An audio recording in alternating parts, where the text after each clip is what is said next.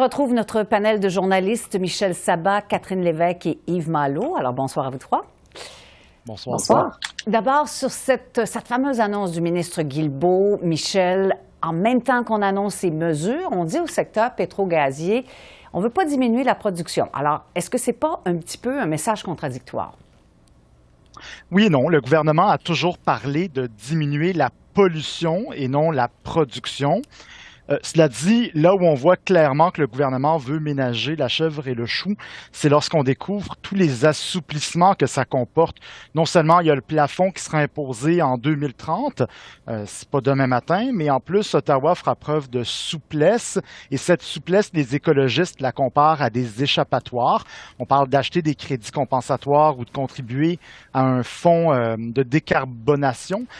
En même temps, le gouvernement agit puisqu'il met là encore un prix au-delà d'un certain niveau de pollution, ce qui crée bien sûr de l'insatisfaction dans l'industrie, puisque cette transition verte va leur coûter des sous. Donc, je me demande ce qu'en aurait pensé M. Guilbeault à l'époque où il escaladait la tour du CN alors qu'il était un militant écologiste. Oui, d'autant plus qu'on parle de 2030 et de 2050, la date ultime pour être carboneutre, disons. Et s'il y a une chose dont on n'a pas, quand on parle des changements climatiques, c'est bien de temps. Alors, est-ce que c'est pas justement prendre un peu trop de temps pour y arriver?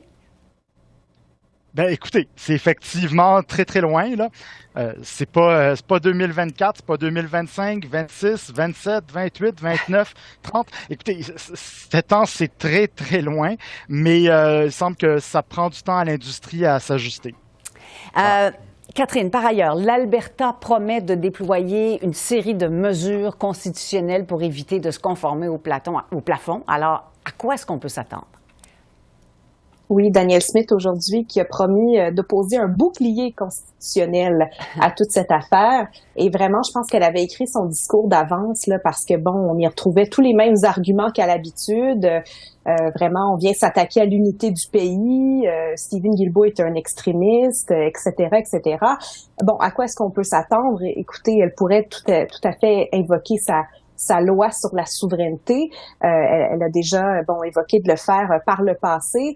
Peut-être qu'elle le fera de ce côté-là également. Et je serais pas étonnée là, qu'on aille encore une fois devant les tribunaux pour contester cette mesure, si et seulement si elle est en vigueur, parce qu'on le sait, hein, vous venez d'en parler avec Michel, ça ne sera pas appliqué tout de suite.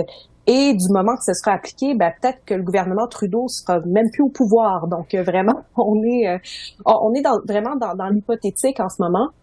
Donc Danielle Smith là qui pourrait l'Alberta et la Saskatchewan, on se l'imagine là, si encore une fois ça va de l'avant, on pourrait aller devant les tribunaux et on est un peu en fait on est encouragé par des récents jugements. On se souvient du jugement de la Cour suprême sur le régime fédéral d'évaluation environnementale qui avait partiellement donné raison aux provinces. Et par la suite, là, le règlement sur les plastiques. Un autre jugement là, qui a fait en sorte que Stephen Guilbeault y est allé, a mis la pédale douce cette fois-ci et fait très attention. Et je dirais qu'en temps normal, là, si elle avait vraiment vu et entendu tout ce qui s'était dit là, ce matin, je pense que Danielle Smith aurait...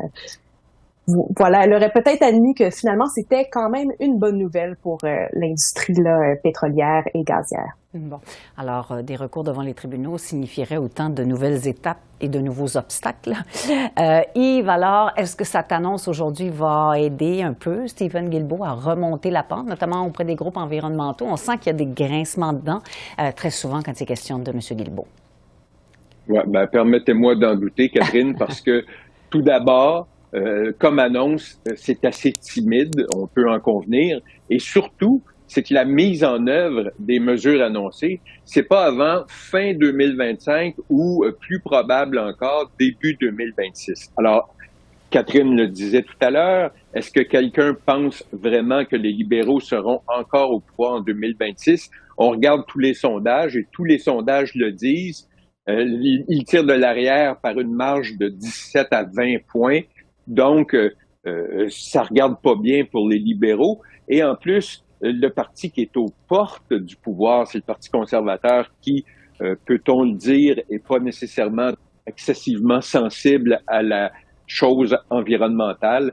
Alors, qu'est-ce que les opposants vont faire? Ils vont s'accrocher, ils vont Ils vont retarder l'adoption de tout ça. On a parlé de l'Alberta, mais les pétrolières ne s'empresseront pas non plus d'appliquer les mesures prônées par M. Guilbeault.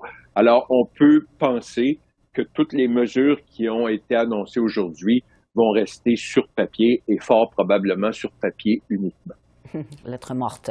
Puisque vous parlez du parti aux portes du pouvoir, le chef conservateur Poilievre veut vraiment gâcher les vacances du premier ministre Justin Trudeau et des bloquistes aussi. Il menace d'utiliser toutes les tactiques possibles à sa disposition pour paralyser les comités parlementaires, pour paralyser la Chambre, tout ça pour que le gouvernement abolisse ou soit plus souple dans sa taxe carbone. On va écouter tout de suite, si vous voulez bien, Pierre Poilievre qui s'est adressé à son caucus. Et j'ai un message pour Justin Trudeau et le Bloc. Vous avez causé une énorme misère, beaucoup de stress et angoisse pour les Canadiens. Donc, les bloquistes et les libéraux, ils vont avoir un peu de stress aussi. Parce que j'annonce aujourd'hui qu'on demande, on exige du gouvernement d'enlever les taxes carbone pour les fermiers, des Premières Nations et des familles.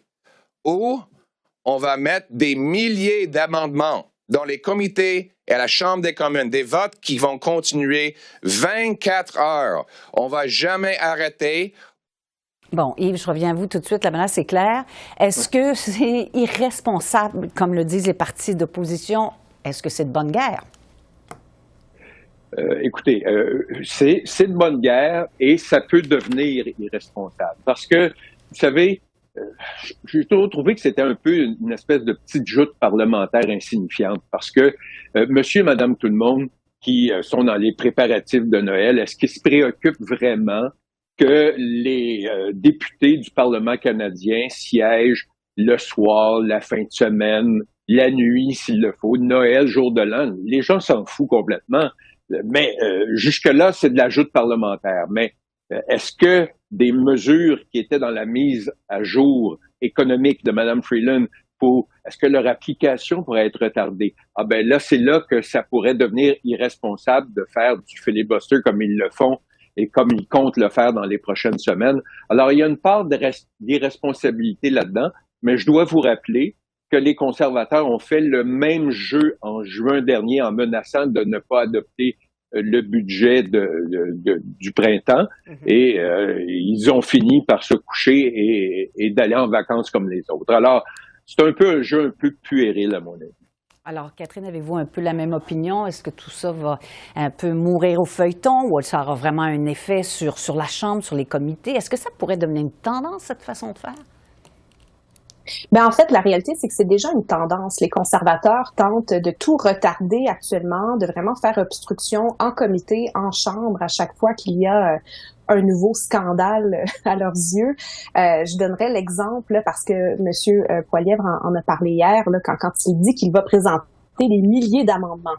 Eh bien, il parlait spécifiquement du projet de loi C-50 qui est pour mettre en œuvre des emplois durables pour la transition énergétique. Écoutez, les conservateurs font obstruction dans ce comité des ressources naturelles depuis 6 semaines, donc c'est pas nouveau. Et hier, en fait, on est passé à l'étape là de l'étude article par article de ce projet de loi avec 20 000 amendements présentés par les conservateurs. Mais c'est très simple. Le président du comité, ce qu'il a fait, c'est qu'il a regroupé de nombreux amendements où il en a rejeté de nombreux autres. Alors oui, on a fini par siéger en comité jusqu'aux petites heures du matin, jusqu'à 2h30 environ, mais on est quand même passé à travers. Donc, je trouve que vraiment, on est dans le théâtre parlementaire actuellement. Disons que je n'y crois pas trop. Oui, on va faire un show de boucan à la Chambre des communes en comité, mais la réalité, c'est qu'on va aller en vacances de Noël comme tout le monde. Sinon, Poilievre va faire face, je pense, à une révolte au sein de son caucus. Est-ce que c'est aussi votre opinion, Michel? Est-ce qu'on va aller en vacances de Noël? Est-ce que M. Trudeau va aller en vacances de Noël en même temps que tout le monde, rapidement? Oui, il va aller en vacances de Noël. Réglons la question. Pour modifier le calendrier de la Chambre des communes, Oui. il faut minimalement qu'une motion reçoive une majorité de voix, et puisqu'il n'y a d'appétit pour retarder la fin des travaux que chez les conservateurs et qu'ils sont minoritaires, c'est clair qu'on terminera au plus tard vendredi de la semaine prochaine. Alors, terminons là-dessus, justement. Merci beaucoup à vous trois. De rien. Merci.